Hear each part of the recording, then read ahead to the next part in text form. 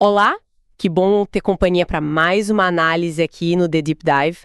Hoje a gente vai, mergulhar nos bastidores do crescimento muscular. Opa, vamos lá. Sabe aquela história de fazer musculação, aí tomar whey protein para, ficar mais forte? A gente vai ver o que acontece lá dentro do músculo, tipo, em nível molecular mesmo, quando isso rola. Exato. É uma viagem para dentro da célula muscular, basicamente. Isso. E a nossa base hoje é um artigo de revisão, sabe? Bem completo. Ele juntou os resultados de 24 experimentos diferentes, todos feitos com ratinhos e camundongos. Ah, os modelos animais, né? Fundamentais para esse tipo de controle. Exato. E a ideia é entender como o exercício de força, com ou sem aquela proteína extra, realmente conversa com as nossas células musculares. Como né? o estímulo vira resposta lá dentro. Isso aí. Vamos tentar decifrar o papel dos, como a gente pode chamar, os comandantes moleculares dessa operação. São umas proteínas com os nomes meio, tipo mTOR, MURF1, MA, FBX. Nomes técnicos, mas a gente explica. Isso. E ver o que esses estudos supercontrolados feitos em animais podem ensinar pra gente sobre como o músculo responde mesmo ao estímulo do exercício e da proteína. Certo. E para ajudar a gente a navegar por essa ciência toda, temos a análise do nosso especialista. Vamos lá. E é bom, acho que, começar explicando rapidinho por que usar esses modelos, Ratos, camundongos. Boa. Por quê? É que com eles os pesquisadores conseguem ter um controle que seria, impossível com humanos. Controlar a dieta milimetricamente, a carga de treino exata, a intensidade. Entendi. Tudo padronizadinho? Exatamente. E além disso, são animais de laboratório, né? Geneticamente muito parecidos entre si. Isso ajuda a diminuir a variabilidade, sabe? Os resultados ficam mais, digamos, limpos. Faz sentido. E o ponto central aqui que a gente vai discutir é a hipertrofia, o famoso crescimento do músculo. Certo. Isso acontece quando a taxa de construção de proteína no músculo, a síntese, é maior do que a taxa de demolição, a degradação. É tipo uma balança, né? Gostei da imagem da balança, ajuda a visualizar. De um lado, então, tem a construção, a síntese. Quem comanda isso aí é principalmente uma via molecular chamada mTOR. Guarda esse nome. mTOR, construção. Ok. Do outro lado da balança, tem a demolição, a degradação. Isso é controlado por um sistema chamado ubiquitina proteasoma. E aí tem duas proteínas-chave, a MURF1 e a EMA-FBX. Elas marcam as proteínas para serem desmontadas. MURF1 e MAFBX, a turma da demolição. Isso. E o exercício, a nutrição, eles mexem nessa balança. Ou aceleram a construção, ou freiam a demolição, ou os dois. Legal. Então vamos começar pelo começo mesmo. O que rola logo depois de uma sessão de treino? Aquele efeito mais imediato, sabe? O agudo, isso, o efeito agudo. Tem uns estudos bem interessantes. Um deles usou, olha que curioso, um mini aparelho de agachamento para ratos. Não brinca. Um leg press para rato. Quase isso. E eles viram que logo depois do exercício de força, o sinal para construir músculo, ele aumenta rápido. Especificamente, uma proteína que é tipo ativada pela via mTOR, ela fica mais ativa. Ah, ativada. Tipo, ligada. Exato. A gente chama isso de fosforilação. É como se ligasse um interruptor nessa proteína específica, que é um alvo da mTOR. Entendi. A fosforilação é tipo um liga-desliga molecular, então? Perfeito. E nesse estudo do agachamento de rato, esse interruptor ligou forte, sabe? Atingiu o pico umas 3 horas depois do treino. E depois ele foi desligando de novo, voltando ao normal entre 24 e 48 horas. Curioso ele desligar depois, né? Pois é, e mais curioso ainda, o interruptor mestre, a própria mTOR, nesse estudo específico não pareceu mudar tanto a sua própria ativação, a sua fosforilação. Foi mais o comandado dela que ligou forte. Interessante. E a equipe de demolição, a MURF1 e a MAFBX, elas param de trabalhar na hora? Olha, nesses estudos agudos de efeito imediato, não parece ter uma mudança assim drástica, sabe? Imediata na atividade dessas proteínas de degradação. Não. Não. Talvez uma leve tendência de diminuir um pouquinho, mas só depois de 1 ou 2 dias. Isso meio que sugere que a primeira reação do músculo ao exercício de força é mais bora construir rápido do que para tudo que está demolindo. Entendi. O foco inicial é na construção. Parece que sim. E tem outra coisa interessante que apareceu nesses estudos agudos. Teve um que deu suplementos para os ratos depois deles fazerem o exercício numa escadinha com peso. Tipo subir a escada com mochila. Isso, para eles. E aí o grupo que tomou o Whey Protein e o WP teve um aumento nos sinais de construção, ligados a mTOR, né? Esperado, talvez. Sim, mas olha que legal. Um outro suplemento testado, uma mistura de aminoácidos chamada sustamine, L-alanil, L-glutamina, pareceu agir diferente. Ele pareceu diminuir os sinais ligados à degradação. Opa, peraí. Então, suplementos diferentes podem, tipo, atacar o problema por ângulos diferentes?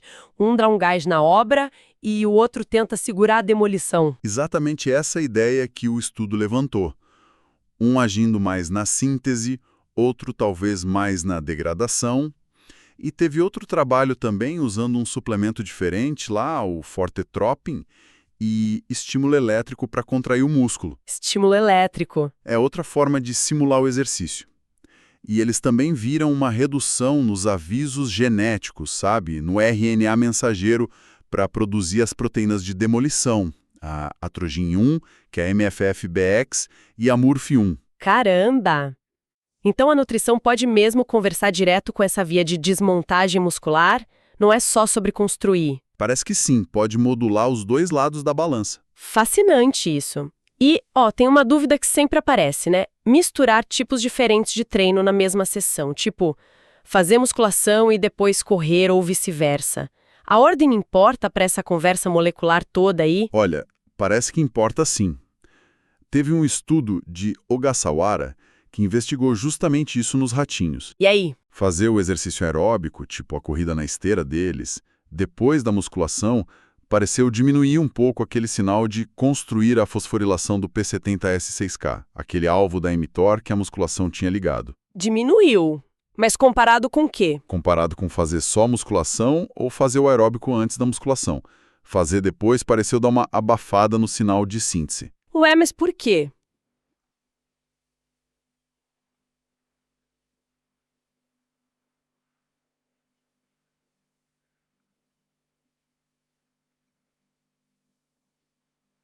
Tem alguma explicação para isso? Qual seria a hipótese?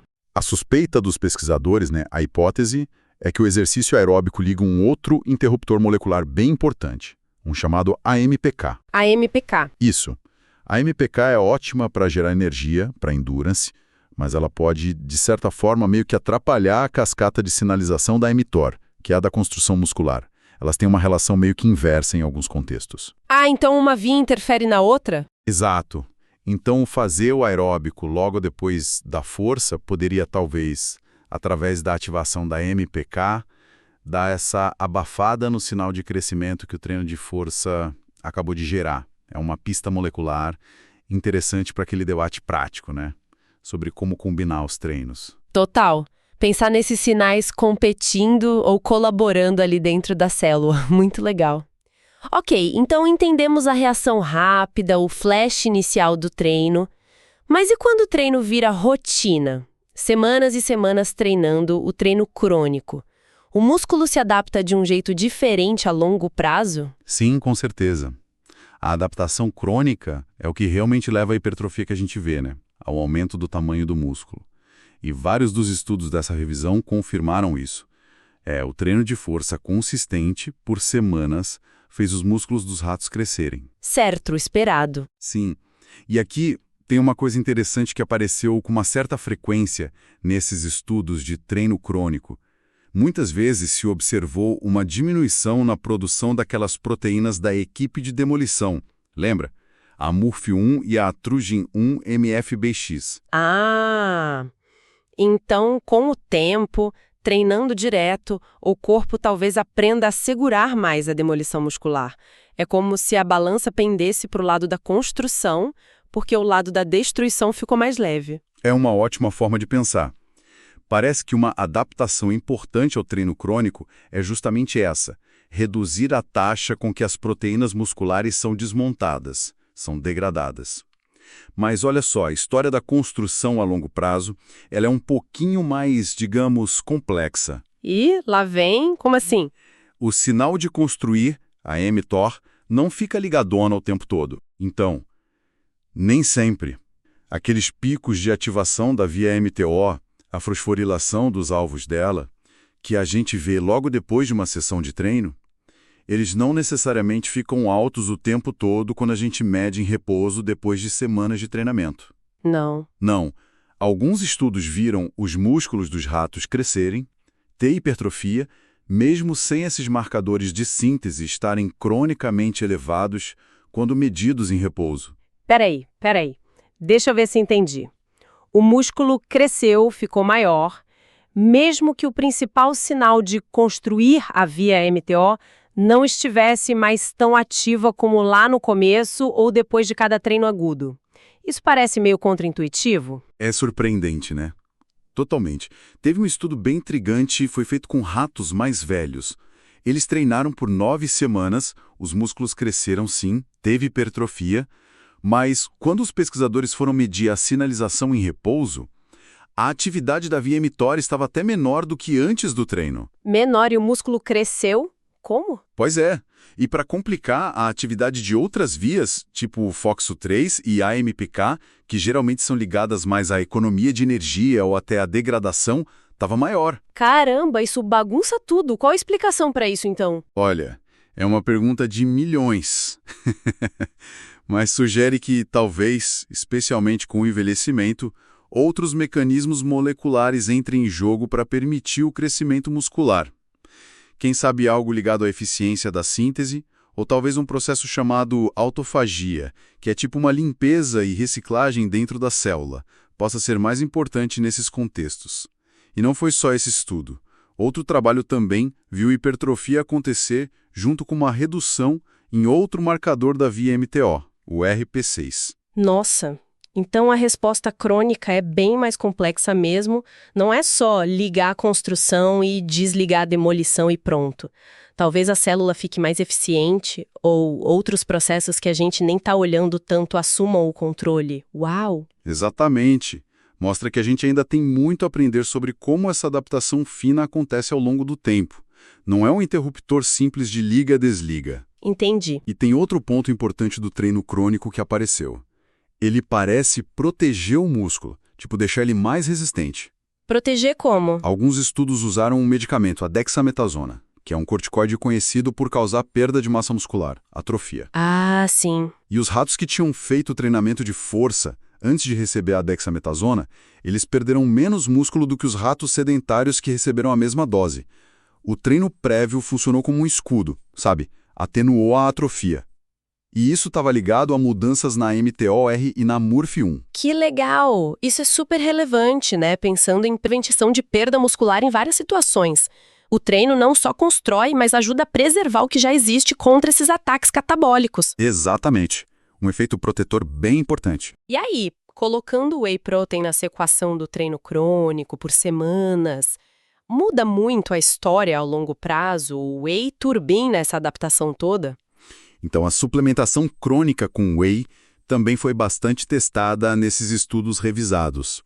E os resultados são, digamos que variados. Ah, não tem uma resposta única de novo. Pois é. Por um lado, alguns trabalhos mostraram sim benefícios. Ajudou a manter ou a ganhar mais massa corporal e muscular, comparado a não suplementar. Teve um estudo legal que comparou ratos sedentários e treinados com dieta normal ou uma dieta rica em whey. A dieta com mais whey aumentou a massa muscular em todo mundo, até nos sedentários.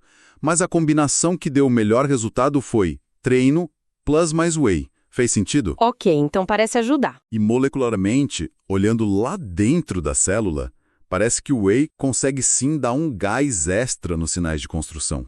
Consegue ativar mais a via mTOR e seus alvos. Aham. Um estudo até mostrou que isso parece depender da dose de leucina, que é um aminoácido super importante muito presente no whey. Mais leucina na dieta, mais ativação da mTOR eles viram. Ok, então parece que o whey ajuda a ligar o interruptor da construção com mais força ou por mais tempo, talvez. Mas Isso sempre significa mais músculo no final das contas, na prática, comparado a só treinar sem o whey? Aí é que está o pulo do gato, como se disse. Nem sempre. Naquele mesmo estudo que viu a ativação da mTOR aumentar com a leucina, o ganho de massa muscular total no final do estudo não foi significativamente maior no grupo com mais leucina do que no grupo que só treinou com a dieta normal. Ué, o sinal aumentou, mas o resultado final, o tamanho do músculo, não foi tão diferente. Exato. E teve outro estudo que deu whey para ratos que faziam treino de força. No final, eles não encontraram diferença no ganho de força máxima.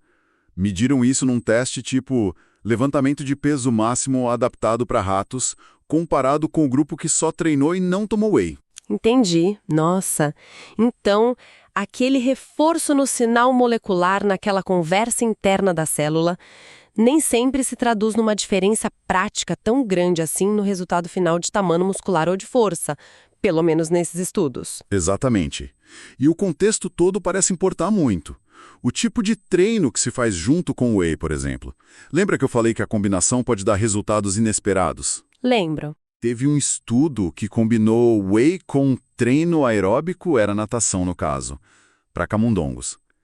E nesse cenário específico, o grupo que recebeu whey e nadou ganhou menos massa muscular do que os outros grupos, incluindo o que só nadou sem whey. Menos. Com whey e exercício. Que doideira! Pois é. Mostra como essa interação entre o que a gente come ou suplementa e como a gente treina é super complexa. Não é só somar A plus B. Depende da combinação, do contexto. Totalmente. E falando em aeróbico, ele sozinho, sem a musculação, ele também mexe com essas vias aí de construção e demolição no músculo? Ou ele só serve para, sei lá, queimar caloria? Não, ele mexe sim. O treino aeróbico também tem seus efeitos nessas vias moleculares dentro do músculo. Especialmente, parece, quando o metabolismo está meio bagunçado, sabe? Por exemplo, em situações de dieta rica em gordura ou obesidade. Ah, ele ajuda a arrumar a casa? Isso. Alguns estudos mostraram que o treino aeróbico ajudou a consertar a sinalização muscular nesses casos. Melhorou os sinais de construção, ligados à mTOR, e diminuiu os de degradação, tanto no músculo do coração quanto no músculo esquelético mesmo. Parece que ele ajuda a restaurar um equilíbrio molecular mais saudável quando as coisas saem do eixo por causa da dieta ou obesidade. Interessante. Então ele também tem um papel na saúde muscular por essa via molecular. Tem sim. E quando a gente compara ou combina os treinos, mais detalhes aparecem. Teve um estudo com camundongos que tinham doença renal crônica, uma condição que causa muita perda muscular. Certo. Aí eles compararam o efeito do treino de força versus o treino aeróbico para tentar reverter essa perda.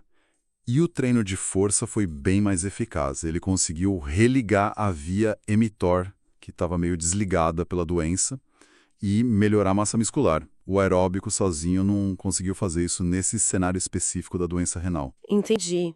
Para certas condições, talvez um tipo de estímulo seja mais chave que outro. Exato. E teve outro estudo que misturou treino de potência, tipo uns sprints para ratos, com um treino aeróbico. A ideia era ver se, combinando os dois, melhorava a hipertrofia. E aí?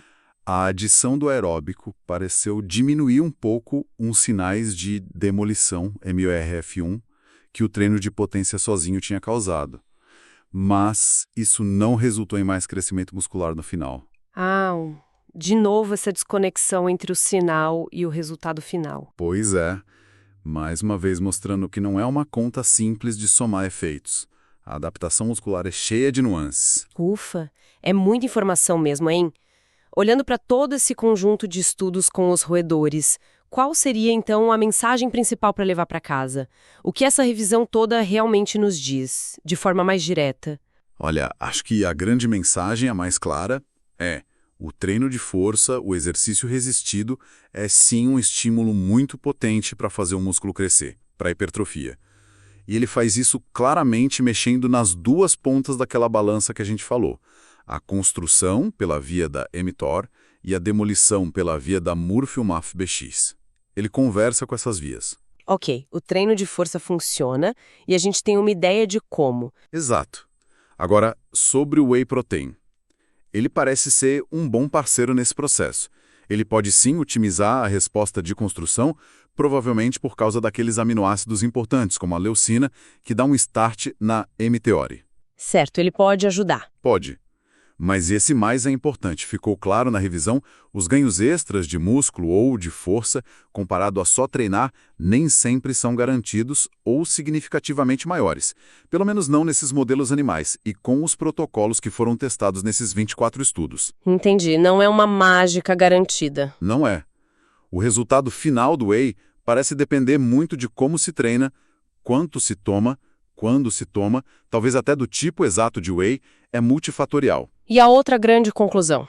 A outra grande conclusão, talvez a mais crítica de todas, e que os próprios autores da revisão apontam com força, é a enorme falta de padronização entre os estudos. É impressionante a variedade. Como assim? Cada estudo fez o exercício de um jeito completamente diferente. Um usou agachamento, outro escadinha, outro estímulo elétrico, outro natação. As intensidades variaram, a duração dos treinos, o tempo de estudo, a forma de dar o suplemento também. Antes, depois, misturado na ração. Nossa, vira uma salada de frutas de protocolos. Exatamente. É como você tentar tirar uma conclusão única sobre qual a melhor receita de bolo do mundo, olhando para 24 receitas totalmente diferentes, cada uma com seus ingredientes, tempo de forno, método. Fica muito difícil comparar tudo e dizer a regra universal é essa. O que a gente tem é um mosaico, que mostra sim tendências gerais importantes, mas também mostra muitas particularidades e até contradições. Uma exploração realmente fascinante desses mecanismos todos, né? Lá dentro do músculo. Mesmo sendo em roedores, dá uma ideia da complexidade toda e de como os detalhes importam pra caramba. Com certeza, é um sistema muito mais complexo do que a gente imagina olhando de fora. E isso, sabe, nos deixa com uma provocação final, talvez, para pensar. Manda. Se a gente vê resultados tão variados e às vezes até inesperados como aquele exemplo do músculo crescendo mesmo quando o sinal principal de construção, a mTOR, parece diminuir cronicamente em alguns casos, fica a pergunta, será que a gente está focando só nas conversas moleculares mais óbvias? De outros diálogos talvez mais sutis ou que acontecem em outras vias que a gente ainda não explorou tanto, podem estar rolando ali dentro da célula muscular em resposta ao exercício e à dieta, especialmente ao longo do tempo. Talvez a chave não seja só o volume da música, sabe? A intensidade do sinal da mTOR ou da Morph1. Mas talvez seja o ritmo dessa música, a frequência com que ela toca.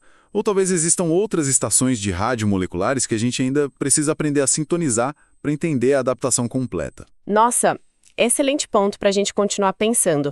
Que outras conversas moleculares ainda não estamos ouvindo direito? Fica aí a pergunta no ar. E com ela, a gente encerra essa nossa análise detalhada baseada nesta revisão científica.